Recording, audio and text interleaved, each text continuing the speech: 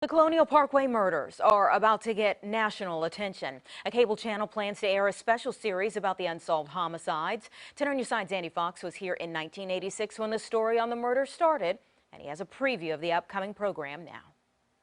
4 double homicides in 4 years, all in Lovers Lanes.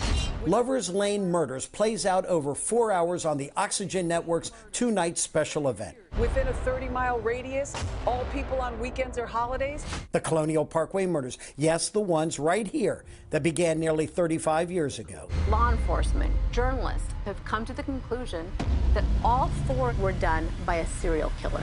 There's no DNA in common. There's no weapon in common. Bill Thomas is a consulting producer and the brother of the very first victim, Kathy Thomas. Some pretty significant debates during the series about whether this is the work of a serial killer. Kathy and her friend Rebecca Dowski were found with their throats slit so badly they were nearly decapitated in October 1986 here on the Colonial Parkway. There's a strong possibility that Kathy and Becky may have known their killer. What do you think about that?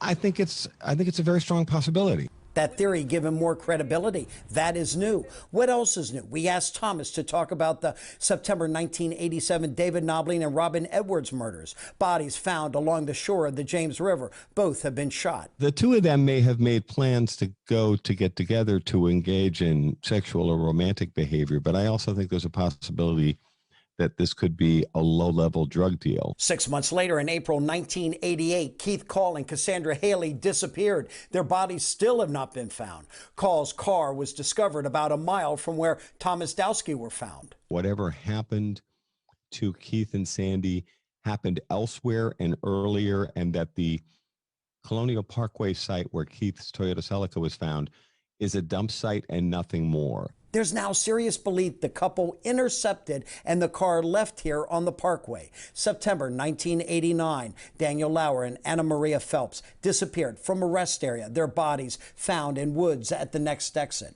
Like the least related of the 4 crime scenes. It's away from the water, the way that Anna Maria and Daniel's bodies were handled, where they were laid out in the woods, side by side, under a blanket. The question, are these 8 murders the work of serial killings? I don't think that every single one of these 4 double homicides is necessarily part of the sequence. In Lovers Lane murders, you will hear that the Phelps-Lauer case is the one that does not fit into the sequence of the other killings. In Virginia Beach, Andy Fox, 10 on your side.